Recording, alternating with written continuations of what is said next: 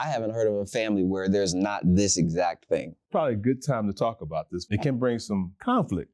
Oh yeah. Some people, they don't want responsibility. Mm-hmm. Those other people who are being irresponsible, who are holding you up, will continue to hold you up. Holiday season survival guide. This is what we got here.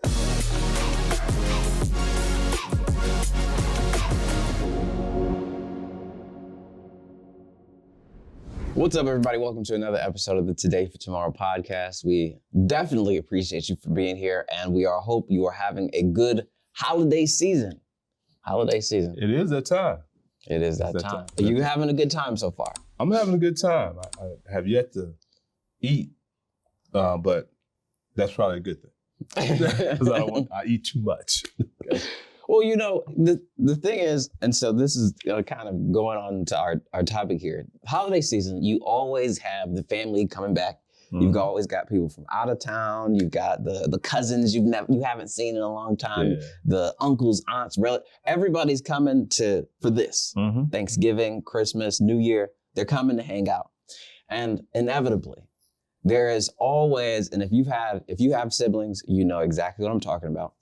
Inevitably, there's always the extra responsibility that ends up on the more responsible sibling to kind of account for the rest of the group. And I'll expand it past that because some of you might not have siblings, but you definitely got cousins, mm-hmm. uncles, aunts, maybe even parents mm-hmm.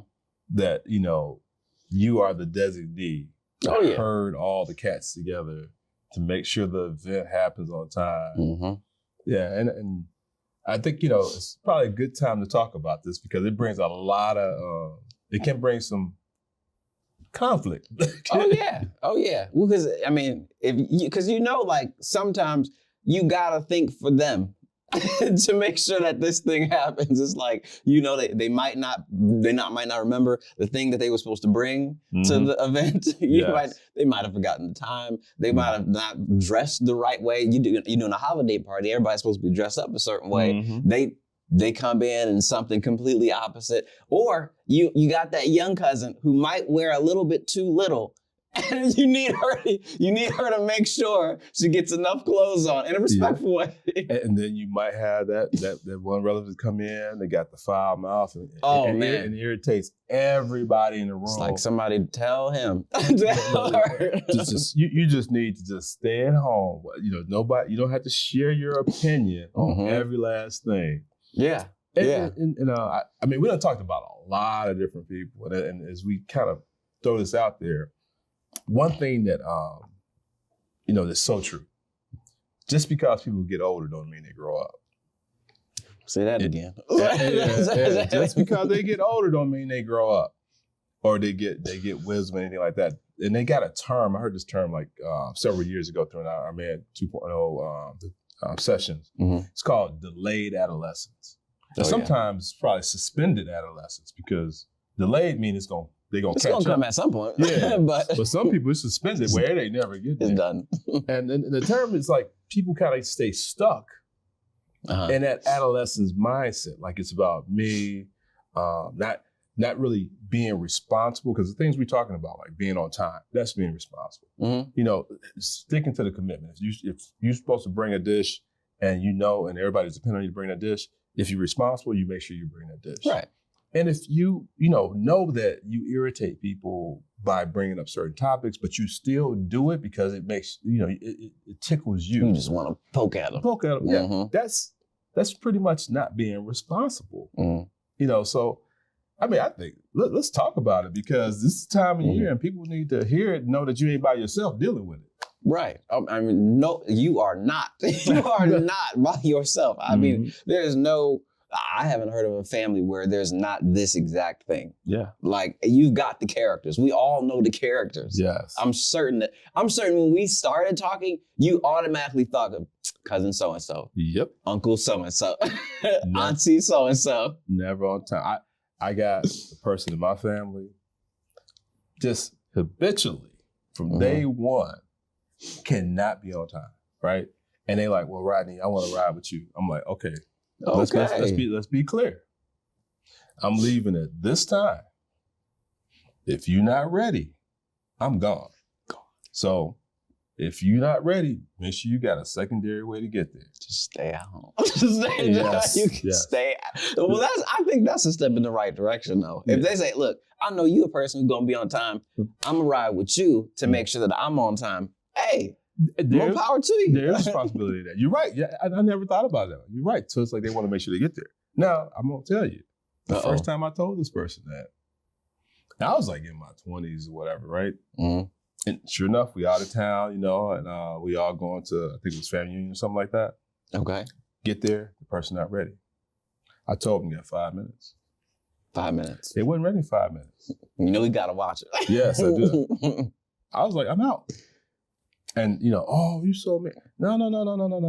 Mm-hmm. And I bring this up to say this. If we keep allowing those situations to make us irresponsible and what we were to do, those other people who are being irresponsible, who are holding you up, will continue to hold you up. Yeah. Because they expect you to wait for them. I've heard it said before that what you allow persists. Yeah, I like that. And so it's like, you could take it in the context of a relationship. It's like if somebody's, you dating somebody and they treat you a certain way, or they always say this about you, or they coming at you like in this certain way, and you didn't say anything about it. You didn't like check them. You didn't like do anything to let them know that that's not okay. They're gonna keep doing it. Mm-hmm. Mm-hmm. I mean, that's what happens in relationships. That's what happens with yourself, even you versus you. Mm-hmm. What you allow yourself to do, you keep doing. Yeah. And so like, this is the same kind of situation when you're dealing with your family. It's like, look, if you know this what this person does, they gonna take the late example, for this point. If this is the person who is typically late, mm-hmm. you say, I'm going to pick you up and we're going to go, but I'm going to be on time. And so I'm going to be here at this time. I'm pulling up right here. Mm-hmm. Come on out, because we're going. Yes. And they still are not on point. It would be wrong. I think it would be wrong for you to just say, all right, well, now I'm just going to sit here and wait on them forever, and we're going to both be late together. Yes. No. Now you compound the problem. Yeah. No, that's just an issue. And what happens? Because you're sitting there waiting on that person, mm-hmm. now you upset. Let's speak for me. Now I'm upset. Because I'm sitting there like looking at my watch like, I can't believe this. Now I'm late. Now I got an attitude. Mm-hmm. I got an attitude with the person.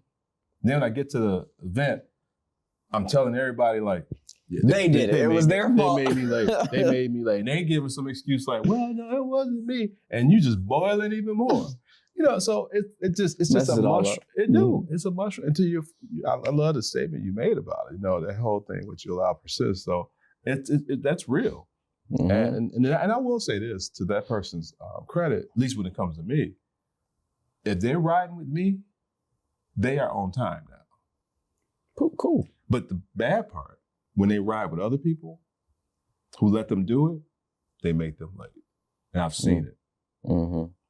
Because it's the root of the issue. Yeah. It's not, well, side note, but it's the root that's the actual issue. It's not just like the technical conscious, do they know the time? No. Mm-hmm. There are things that they are doing habitually mm-hmm. that is causing them to be late consistently. Mm-hmm. And until they fix the root of the issue, which is those habits, those internal habits, mm-hmm. then they won't get the outcome of being on time. Yes. and we use this as an example, like the on time piece, but this is what everything else we talked about mm-hmm. too. Because it has to be a light bulb or something go off in that individual head. And if we that person and we got an issue somewhere, that light bulb got to go off in our head to say, I need to change. Yeah. And then when the consequences are such where well, if I don't be on time, I'm going to get left. Mm-hmm. Now you make it a priority to be on time. The thing is that you can't do that consistently. You haven't fixed the root issue. And see, another thing that I want to kind of talk about in this same kind of lane is like, if you have siblings, then I'm sure you identify this. If you are an only child, then there's parts of this as well. But if you have siblings, then you know that like typically it's not that every sibling is on the same page all the time. Typically, there's one person who's got to do a little bit more just to make sure everything goes well. And so what I like, for example, is like, there's like, you know, when it comes to certain responsibilities in terms of Mother's Day, Father's Day, that kind of, or parents' birthday or whatever, or grandparents, like who's gonna go do X, Y, and Z for the grandparent. There's always stuff like that. And then, but what you know also is that there's always one person who it ends up falling onto. And it makes it hard because, like, I know, like me and my mom, we've talked about this before. And like the conversation that we were having is like, you know, you don't want to, like you said, you don't want to kind of nurture a bad habit in that way, because if you nurture it, it's going to keep going. And so like, if we, for Mother's Day, just, okay, we're gonna let the siblings not pitch in on this. And so we know it's gonna end up on you to pay for it. If me, as the parent, allows this to happen, then I'm letting that continue. So the next year, we're probably gonna see the same thing. No, you're right. Actually, you're absolutely right. There's a dynamic, I think that's where the challenge comes in. Because and you hit on something that's very true. And I think this is something that you know, Sherry and I talk about this too. Whether it be, you know, like taking care of parents, you know, and you can have a whole host of kids. And parents know which kid has what strengths and weaknesses. And they're going to call on the one they could depend on to take care of that issue. And just, if there's 4 kids involved, it's probably only going to be one that's going to be responsible in the area that parents look. Let's say finances. Okay, let's use this example. So they know that, oh, this person handles their money well. This is the person I need to talk to about my money. Oh, this is the person who's more like a caregiver, who can actually more nourishing. It's going to take care of me. If I got to go to the doctor, this is the one I need to call on, because that one that's the gifts that they have. So they know the gifts. But the challenge comes in is that when that parent calls on that one person can either feel like they overloaded, because now you always calling me for this. Why is Bill, Joe, and Mary not involved? You don't never send nothing to them. It always comes to me. It always comes to me. And part of it, I think, and I'm going to flip this and say that as siblings or as a child, whatever role we got in our family, we need to understand our role. You know, and I think that's where I learned that with my mother-in-law, I learned that with my mom, and my dad. I know what my role is within that dynamic, right? You know, I'm more of I have a caregiving type of spirit. I don't mind care. I love caring for seniors. So that's like, and my siblings, they have it too, but they're not. I'm attentive to, like, if I see somebody sick, okay, what's wrong with you? Why are you feeling this? What's going on? I don't be like, oh, they'll figure it out. You know, so that's, and Sherry helped me get there, but everybody's not that way. But on the other side, I don't have some of the other traits that's needed. So I bring that up to say, we got to know what our gifts are too, you know, being punctual, all that. That's, you know, hey, organization, that's, you know, but if I'm dealing with somebody unorganized, I got to understand that's not their gift. Yeah. And I think, I mean, we've talked about it in our conversations about leadership. It's understanding your role, your strengths, and then taking ownership of it. So if you know that you're the one who finances is your thing, like we've talked about our guy, Men 2.0, Rob. He's the finance guy. He owns the financial management business. That's what he does. So if someone's thinking about finance, they think of him, right? And so it would be natural for, if we're family members, if I got a question about finances, I'm going to talk to you. Now, the issue comes when if Rob is the guy who's like, he's got his finances in order and people come ask him about it, but he now gets upset that people are asking him about it, although he is the strongest in that area. He's not taking on the responsibility. He's not taking ownership of his actual role. And Rob hasn't done that. No, he hasn't done that. We're just using it as an example. But no, you're right. And that's where I think you understand. And then I think that's where you got to make sure you kind of put barriers up. It goes back to where you started originally, is that, you know, all the weight falls on that one person. Everybody expects that person to do it.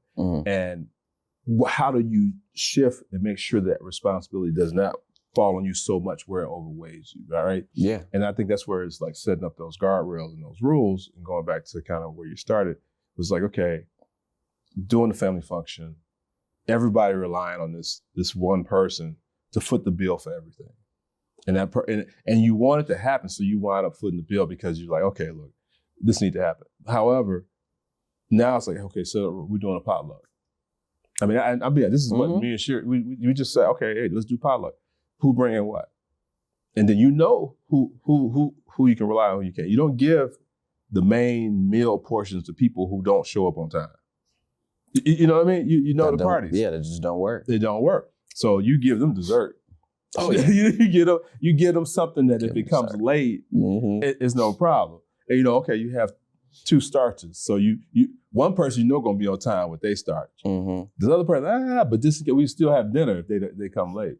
So but you make them responsible in a sense, but at the same time, you're not taking everything on yourself. So you have to figure that piece out. That's smart. See, because I think that's a really important point, because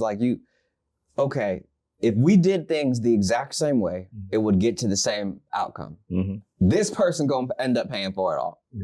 Or I changed the format, like you just said, I changed the format here, and now we kind of diversify the responsibility so that we don't end up at the same outcome.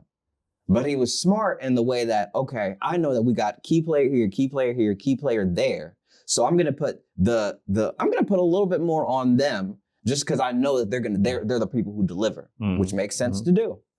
But I'm also not gonna leave those other people out to let them think that it's okay just to not contribute.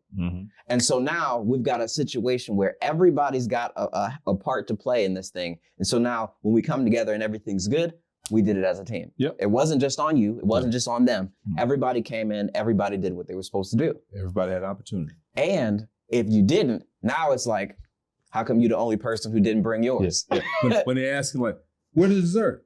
Well, Billy's supposed to bring Billy was supposed to bring it. And then everybody can focus on Billy. It's not, because when it's just one person doing it, that one person's like, well, you don't have dessert here because you can't juggle all that. Right. I done planned the play. This is my home.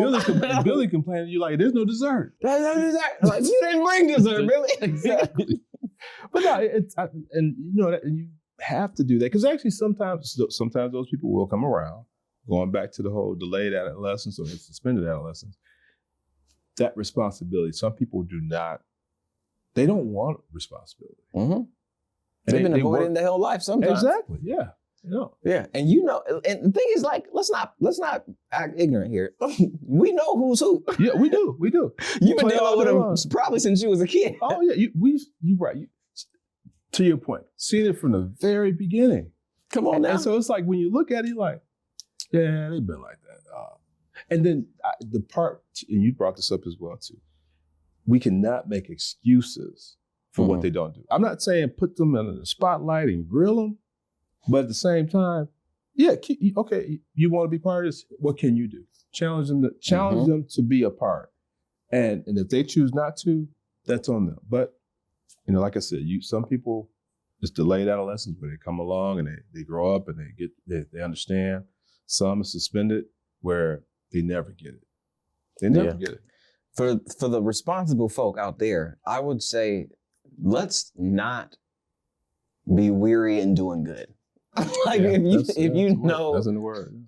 If you know what your role is, you know that you got to think a little bit more, because you're gonna have to think for him and her and them. Okay, you're gonna have to think for them. If it matters to have the thing at all, then understand what your role is in it, and just, like Rodney said, I mean, you can change the format so it works better, so it's less on you. But like, if you know it's something important like Mother's Day, don't just abandon Mother's Day for life because so-and-so ain't never on time, this person don't never contribute, and that person don't even think. Like, you knew that from the jump. You knew that where's it going. So understand what they are good at, where they can contribute, and then give them the opportunity to actually own up to something, to some sort of responsibility. Because in that case, now when it goes well, again, Now they can also say to themselves, I was a part of making this positive outcome happen. Yeah, it becomes a team thing. And I think, we're talking about that more, I would say the person is not as responsible a lot. But I think it's a lot to be said too for the responsible person too, that we got to be careful. And I'm speaking to myself on this too. I can't do everything. But at the same time, I can't try to control it either. Because you do get that dynamic where it's like, okay, I know if I do it, it's going to be right, which is an arrogant statement already. But we're talking about leadership now. Go ahead. Yeah. It's like, so I'm going to take all this on and do it because I want it to be right. And then we got to examine it. Okay, why are you taking control like that? Because you want kudos. We want to be praised. Yeah. I don't care how you want dad, you want mom to be like, good job, Johnny. Yeah, exactly. You want those accolades. You want to get, I want to show off my brand new I'm crib. the responsible child. Yeah, exactly. Yeah, okay. I got new furniture. I want everybody to come over, So let's I just want people we got to look in the mirror and be honest. Okay, is it about us? Or is it about the family? Is it about Mother's Day, your mom? Or is it about you looking good to your mom? And so that's where we got to check ourselves too. Because we could be the most responsible person in the room, but we should not be controlling. No. It should not be about us being glorified. It should not be about us getting accolades. And I don't know about your family, but I've seen that in some family functions I've gone throughout the years. And we know if so-and-so going to have something at their house, we know we're going to have to get a tour of the crib. We're going to have to... You're going to check out the car. Yeah, you got to check out the car, check out this, check out that. The backyard, the front yard. Yes, it's going to be all around the downs. You're going to get that and you're like, oh, that's beautiful. Oh, and did you know I could do this? Boop. Yeah, boop. Watch this. Remote. So I mean, that's the other side of this too. Yeah. No, see, that's funny. We don't have that. We don't have that. But if we did, I would probably laugh. But no, I think we definitely. So don't just take that in terms of like family functions. Everything that was just mentioned was leadership in general, like leadership principles right there. If you have a team, if you've got a business, if you're in a business and you're a manager or whatever, the same principles apply. And it's like the one thing that kind of ties all of it together is like we've talked about it's communication here in between all of these things. Because if we're trying to make sure everything's right just on event day, then we're gonna fail. Because everything had to be right before the event day to make sure the event day was right. Yeah. And everything before was mostly communication. Johnny he ain't good at cooking. Why you got him over the food? Yeah. That don't make sense. Exactly. And you know he's not clean. You know he's not clean. And people not gonna want to eat what he cooking on. He got 7 dogs. Yeah. Put him on cleanup duty or something. Put him on cleanup. Let him bring the soft drinks or something. Yeah, something, And make sure before this thing happens, make sure that they know exactly what their role is. If everybody's clear on their responsibility and we've all had communication together, nobody's like, well, I talked to Johnny. Well, I talked to Susie. She told me this. And Johnny, you said that to hold up. Together. Stop. Right here. Team. And I'm glad you brought that up too, because it is to bring that together. It is about communication, and and it don't have to be so organized where it's all the structure. Hey, let's all just get on a call. Let's all maybe quick. And before the function, before Thanksgiving's over with, let's talk about Christmas. How does that look? What we're gonna do? Easy. Everybody come up with something. But to your point, the communication piece is key. And if you said something too, I hope people caught it, is that if this one individual's a little shaky, a little forgetful, you might have to communicate a little more with that person to check to make sure they got what they need. Hey, how you coming on that? We getting together Thursday. You got time. Oh man, I forgot, bro. Thank you for calling me. I appreciate it. I'm on it. All right. And that helps so much. Like that helps so much. Like I really hope like if you're that person who would need to do that, that you don't feel like, oh man, I gotta remind this person again. No. that's going to make sure everything, and they're going to thank you for actually doing that. Because they might have forgot, as you knew it, they might have done. Yeah, they got 15 other things they're juggling. They forget, hey, and that might be part of their challenge. They got so much on their plate. They can't, they late to everything because they got too many things. That message just made sure that your mom, your aunt, and your dad were all happy on that particular Thanksgiving day because you just decided to send a message a week in advance saying, hey, just wanted to remind you about, friendly reminder about X, Y, and Z, or hey, how's X, Y, and Z coming? That's it. Yep. And even if that person gets upset because you remind them, I had that before too. That's fine. I'd rather they be upset at me than actually come in and then stuff is missing, everybody upset at them. You see, even if they upset, they still remember it now. Yep, they do. They do. Can't forget motivation. It's motivation. What can we leave people with to kind of help them be more responsible themselves, but also help others around them be more responsible and then help them understand that really it's a point sometimes some people are not going to change. Yeah. I think holiday season survival guide. This is what we got here. Like that's what we got right here in this episode. I think to your point, I think the takeaways from this conversation, you want to remember that communication is key. And I think you also got to remember that everybody has strengths and weaknesses. Now, it's not about coming at somebody for their weaknesses. It's just about playing to their strength that you already know. Don't put something on somebody that you know that they don't, historically, they have never done successfully. That's just silly. Honestly, that's just silly. Yeah. Like who are you really trying to please here just by humiliating them because they're not going to do the thing that they never have done in the first place? Let's play to everybody's strengths, communicate. And I think it works better if you over communicate, honestly. Over communicate just to make sure everything goes the way that it should, because the third thing is we're trying to get to the outcome. It's not about me, it's not about you, it's not about, just the food or anything. It's about what's the vision for this particular event? Is it Mother's Day? Is it Thanksgiving? Is it Christmas? On this day, what at the end of it, what kind of memories do we want to have? Right? What is the outcome of it that we're really trying to go after? All right, we're going to plan everything around making sure that happens so that we all are going to do it together. Yes, amen. No, that's just real. And that's great advice. I don't have nothing else to add to that other than the fact that, that other part was understanding your role. What's your role? What's your role? And do yours. Yes. Do you. You might be the leader. You might be the helper. But, sometimes you might do both. But you got to know what your role is and what everybody else's strengths are.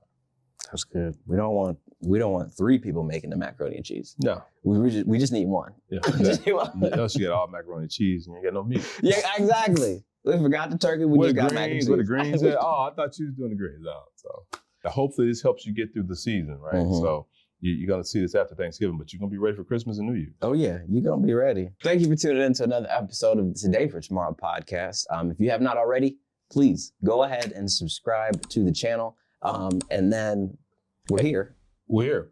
Actually, we got Sunday service at Freedom of Christ Ministry. We're here at the Freedom Center, 28202 Franklin Road. Come out, check us out. There's some resources that's on the web as well as for how to study the Bible, which if you have yet to do so, check it out.